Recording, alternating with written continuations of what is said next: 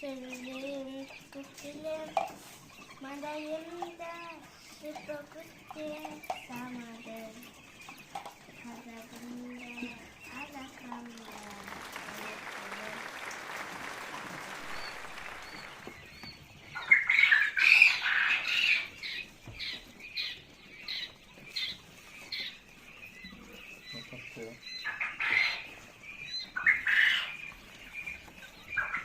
Wow.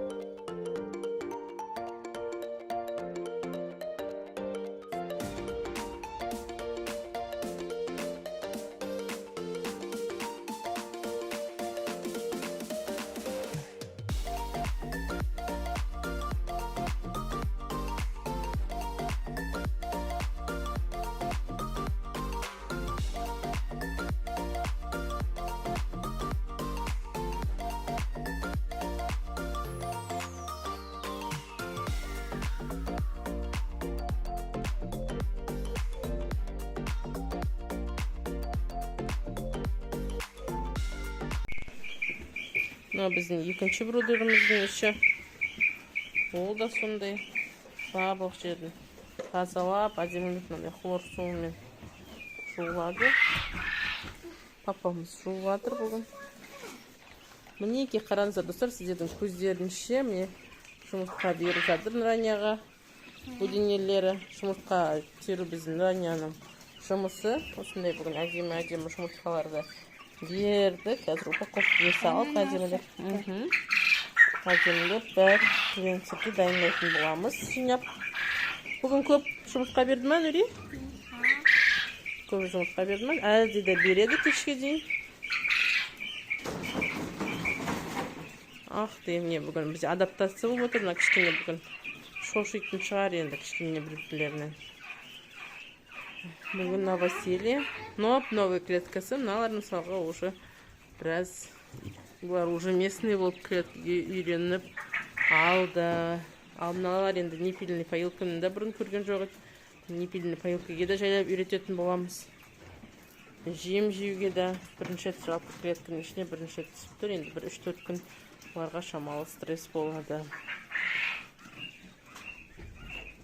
Бұрын тек қана жазықтықта жүріп брудердің ішінде ғана үйренген, енді міне бөлек бөлмелерге бөлініп отыр. Негізі осылар өздеріне ыңғайлы ғой. Бізге де ыңғайлы мына жерден тазалап аламыз. Енді осы жерде тұрақтанатын болады. Мына жерден жұмыртқалары құдай қаласа тоже ерте, бүйтіп түсетін болады. Нүри бәрін біледі.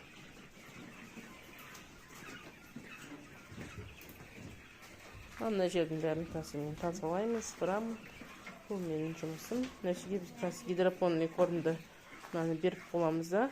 Одан кейін нәшеге екінші партия гидропонный корм салатын боламыз. Нағарымыздар шыққандай. Артап ушыз қазір до и после түсіретін болам. Мынаны қазір көріп алыңыздар қандай екенін. Қазір іші бәрін тоқтып тазалап біткесін. Тағы да көшіріп болғасын, тағы да бірлет таза кейінде көшіріп болған кезде бір көрсететін боламын достар. Біздермен бірге болыңыздар. Видеоның соңына дейін тамашалаңыздар.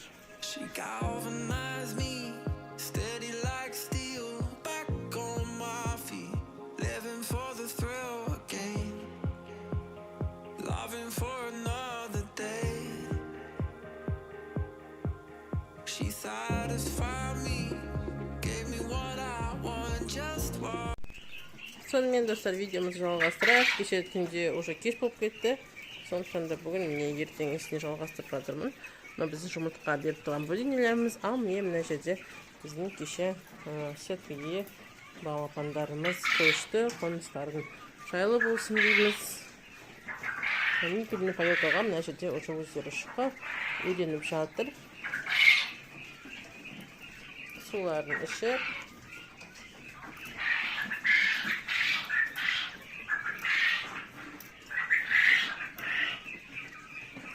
Өздерін жайлы сезініп жатыр. Мен өште әрқайсысы полкада 30-30 бүтінден бөлініп отыр мына жерде. Өздерін жайлы сезініп жатыр. Нәтиже жемдеріне де жаңа кормушкаларын да үйреніп, гидропонный корымдарын да араластырып, турап сағат қылып бердік. Енді бұлар өсіп өніп, жұмыртқаға жеткенге шейін осылай бағып 24-те жетті. Бұлардың жемдерін үзбейтін боламыз. Ал мына жерде жұмыртқаға енген бүтінелер күніне 30 граммнан дейді, негізі біздікілер 40-50 граммға дейін жейді. Бұлар нормированный питаниеда тұр 3 мезгіл уақытымен, нормамен жеп тұрады. Одан кейін кеше мына жерде 2 коробка деп балапандар тұрған. Ол коробкалердің бәрін алдық, орнын тазаладық. Кеше мына жерде мен сізге до деп көрсетіп жатқан видеомды не бүгін после деп жалғастырайын. Кеше барлығын ішін жуып, шайып, стерильдеп, мынандай қылып балапандарымызды брудерлерге көшіріп алдық. Бұларға бүгін 8 күн. Суларын ішіп, жемдерін жеп, ішін кеше әппақ қып тазалап кіргізіп, уже біліпті үлгерді. Бұлардың жем жеулерінің ішуі жақсының шаруа бітіруде жақсы болып жатыр. Астына бір мезгіл әлде мындай жаялықтарын төсейміз. Бір мезгіл жататын жерлеріне, себебі әрдайым клетканың үстіне тұрғаннан аяқтары ауырып кетіп, осындай күнде жаялықтарын жуамыз, қайтадан саламыз. Астанда көріп тұрғандарыңыздай, міне жаялықтары жатыр, әлі малевый. Осы жерге келіп бір мезгіл демалады. Себебі мына сетканың аяқтары алып кетеді деп.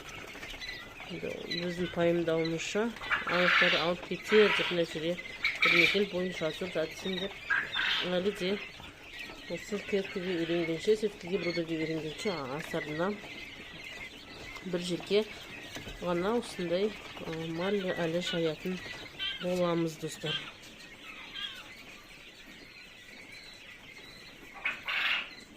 Арасында мен үрі жүрген балапан кеше клеткадан қашып кеткен, осы жерге қамап қойдық. Нәтиже бас көз болып балапандарға арасында үлкен балапан болып жүр.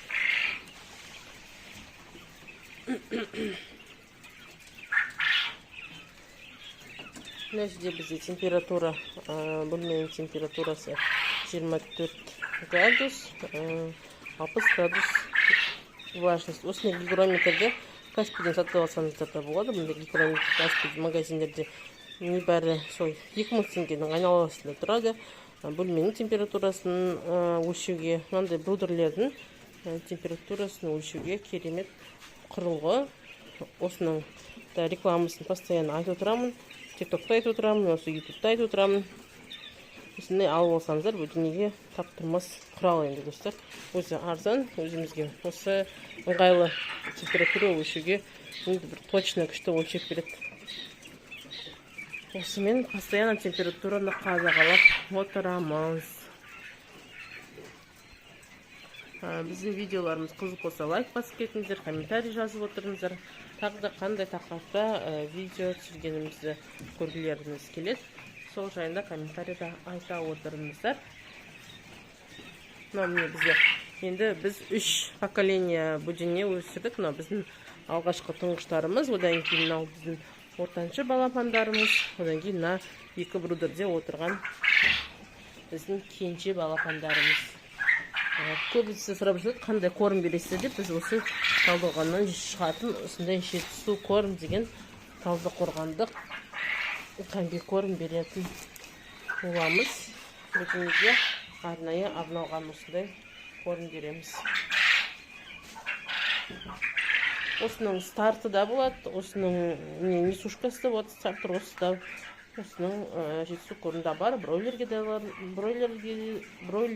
арналған жем бар, тауықтарға да арналған жем бар.